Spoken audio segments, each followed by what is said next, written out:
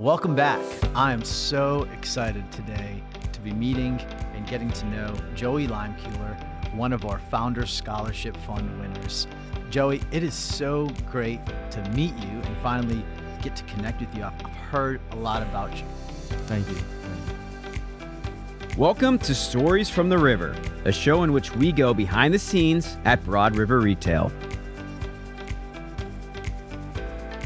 As you know, this series that we're doing this summer is all about our Founder Scholarship Fund. In honor of Jonathan and Jackson, our two founders who always talked about how important education was.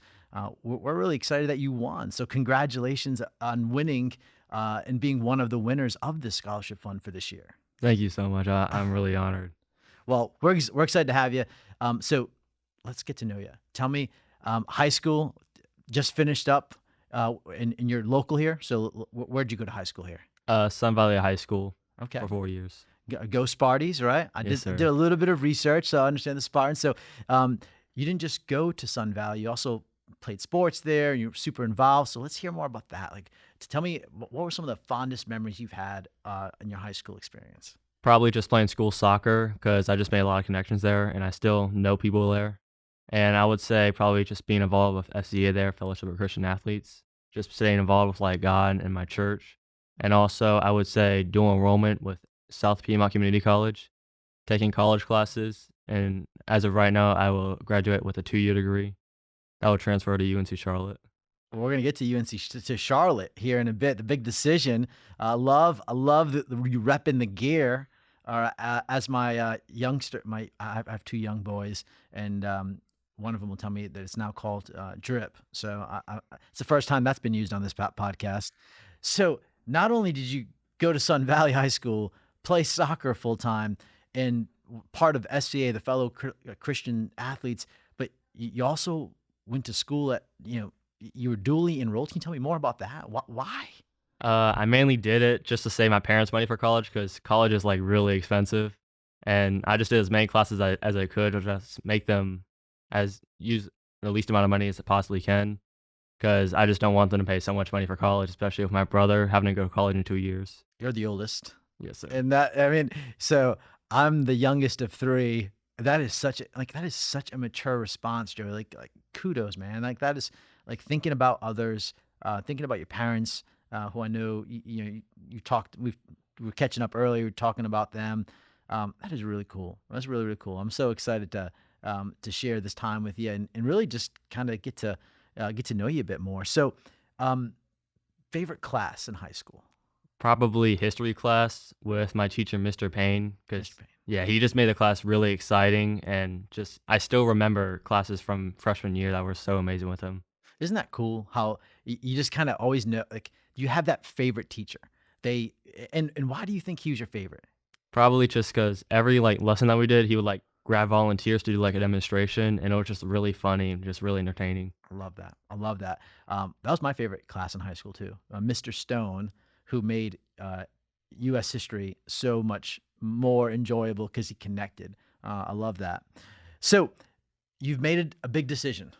You know where you're going. So tell us more about how you made that decision and where you're going to be starting school here this fall. I made this decision by praying to God, talking to my youth pastor, and also talking to my parents about what's the cheapest but also the best opportunity for me. And also with the scholarship that I got, it was just applied to either UNC Charlotte or NC State, and Charlotte was just a more cost-effective option. Yeah. Charlotte's a great school. Yes. A great school. Over 30,000 students there. We're so blessed to have it here in the city. So I'm so excited for you. Go Niners! I was telling you earlier, if you haven't, I know you're going to be catching some football games there this fall, and they have great basketball programs. So super excited for you to get involved and start there with the University of North Carolina at Charlotte. So you got the phone call. You applied to this scholarship. Walk us through kind of how that phone call came in and how you felt when you heard the news about winning the scholarship. Well, I was eating lunch at home, and when I got the phone call, I was so glad to hear Ariel's voice on the other line, just letting me know that I won the scholarship. I was so grateful. I immediately just called my parents, and they were just like so excited for me. and it was just like a great experience. Congratulations. I had the honor and privilege of reading your essay, and it was pretty amazing. It's pretty amazing. That's why I was so excited to get to spend some time with you today and just kind of hear more about your story. Right? That's what this podcast is about. It's stories from the river and getting to know not just memory makers at Broad River, but a son of a memory maker who's doing such amazing things in this community. Okay, so advice. So let's pay it forward. So future scholarship applicants, what advice would you give them on how to apply for this, um, how to be prepared to submit all their materials for next year? What I did was I showed off myself with just like everything that I did and just include every little detail as possible because every detail matters. And just be ready, stay involved. And I would just say like check up with the application process and just be in check with it. Yeah, that's great advice. That's great advice. No need to be modest. No need to be modest on these applications. I mean, especially when you're doing as much as you're doing. Um, One of the things that stands out, Joey, is like you have a great community around you, and I love that. I've highlighted it twice on my notes. Like, what a great kind of vortex circle of folks that you have around you. So tell me about like mentorship. Who do you lean into, or who do you have there as a sounding board that you can use as a mentor right now? Probably my youth pastor because he's like besides my parents, he's the person that I probably spend the most time with. Yeah. He just gives me valuable lessons, and every Wednesday we'll go to life groups with him, and on Sundays we'll go do Sunday morning, and he's just like a great person to talk to. So tell me about these Wednesdays. I love this idea of dinners on Wednesday nights, fellowshipping, spending time. It's the middle of the week, so let's say Monday or Tuesday got off to a rocky start with some tough classes. You got that Wednesday night to kind of hit the reset button and just so. What do you love most about those Wednesday nights? Probably just connecting with people that are like my age because it's strictly for high school students, so I can just connect with friends and just people who love the same thing that I do, and that's God. That's cool. That's so cool. What a cool message. Okay, so you were in high school during COVID. What was that like? Honestly, at first I wasn't really concerned. I was like, it's only gonna be 2 weeks. I'm gonna be back in school. But then I got the message that like the whole world shut down, and I just didn't know what was going on. And then after like 6 weeks, they assigned us work, and I just had to do the work because my parents made me. And also, I guess it was kind of cool because I got to be home with my brother, and my dog all the time. That's kind of cool. Yeah. Strong relationship with your brother. Yes, sir. Yes, That's sir. cool. That's cool. Now, I think you mentioned earlier that COVID hit during your freshman year, so you didn't get to experience the all the fun of being a freshman in high school. I mean, you just started high school and you're already almost an upperclassman. You started in your sophomore year. Yes, sir. That's cool. That's very, very cool. What did you learn most about yourself during that time?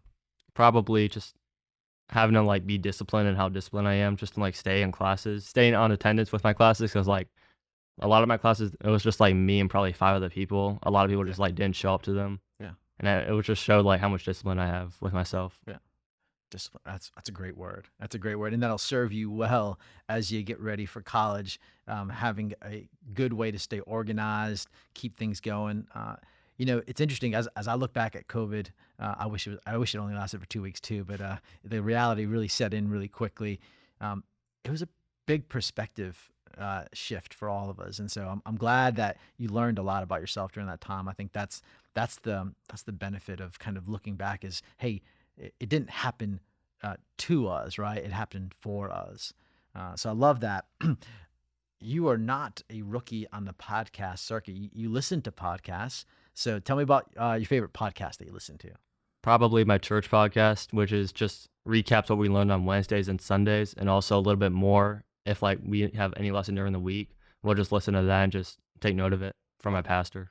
And kudos for your church having a podcast. You want to shout them out here? What's the church? What's the Uh, podcast? it's First Baptist Church of Indian Trail, and it's the Point at FBCIT. Okay, there we go. The point. I love it. I'll have to look that one up.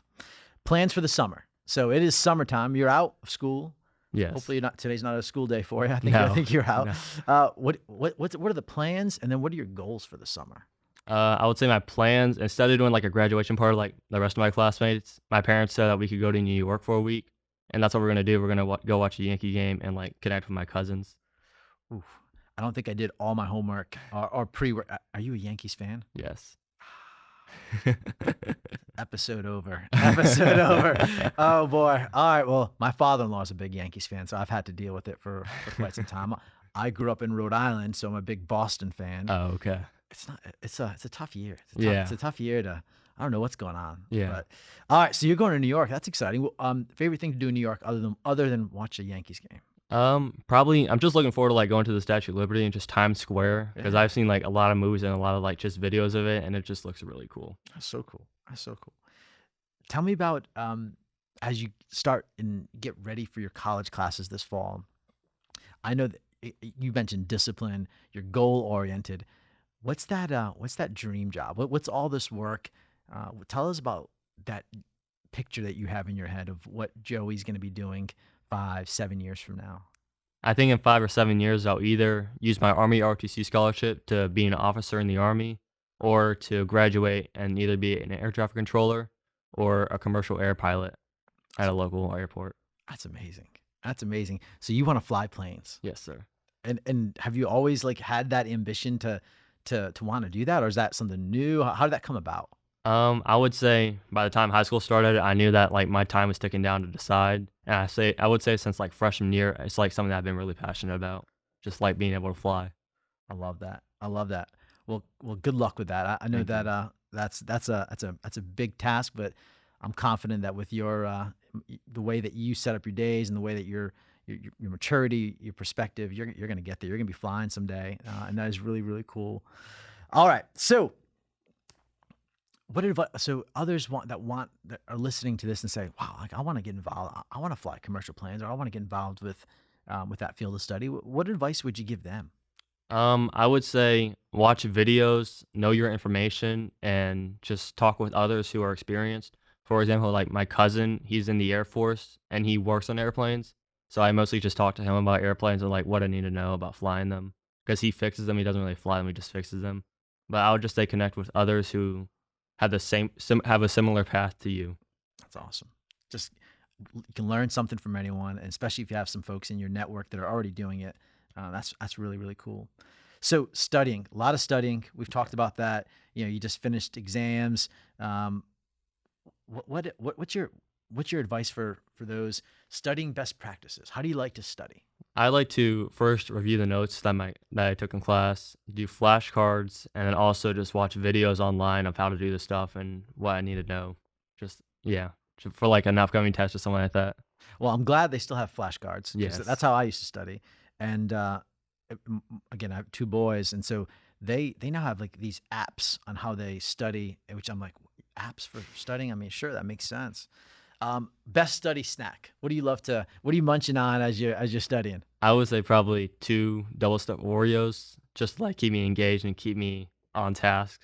Double stuff, huh? Not the OG ones. No, I need double You need the stuff. double stuffed. Okay, I love it. All right, so Oreos gets a tick. I love that. Most valuable lesson so far, as you think about kind of you getting ready to head off to college this fall, and you're equipped. You are ready. You are Yes. ready. Just with your community, whether it's church, soccer, family. Again, we talked about your community. What's that lesson? What's that lesson that you hold on to as far as this lesson has prepared me to get to this point? I would say always have confidence in yourself, and no matter what happens, there's always hope because God's got this.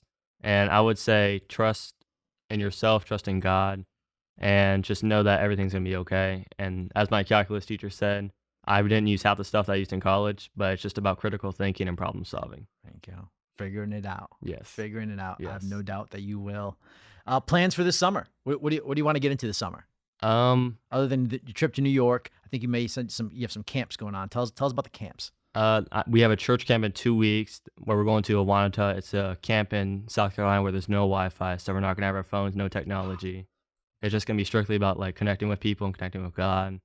And I would say something I want to work on is just my confidence and my leadership, just to be ready for the Army ROTC and just college in general. And that's for 2 weeks or 1 week, It's for 1 week. but 1 week with no technology. Yes. Sounds amazing. It sounds amazing. That is wonderful. Well, I'm confident you'll find that perspective there to unplug and to work on your confidence, to work on your leadership skills. Um, let me tell you, we talked about soccer, right? And Yeah. what position do you like to play in soccer? What's your primary position? I mainly just played central midfield, so I did a lot of running there. That's a leader role. That's a number 10 role, right? Yes. And so what's tell me about what do you learn on the soccer field? I just learned about communication and just like being social with people, especially my teammates, and just being a leader, being a captain, and just staying involved with like every single play because it's just nonstop. Well, you said it. So, it was a little bit of a baiting question. I knew you were number 10, and number 10s are the leaders on the field. And you know what leadership is at the end of the day? It's communicating. Yeah. It's communication. And you got that in spades. So, this has been such a pleasure to sit here and just kind of get to know you, and really like just floored with your not just ambition, but how mature and how well you think through things. Congratulations, man! I'm so super pumped for you. I'm excited to see you on campus there in Charlotte. I have a nephew who's there, so I'm excited to see you guys there together. What other final kind of thoughts, advice would you give to students that are getting ready to just graduated high school, getting ready to go to college, that summer before they get their last notes that you'd want to share with them? Have all your stuff done, especially like registering for classes, because I'm still in the process of doing that because my transcripts from SPCC are still being processed.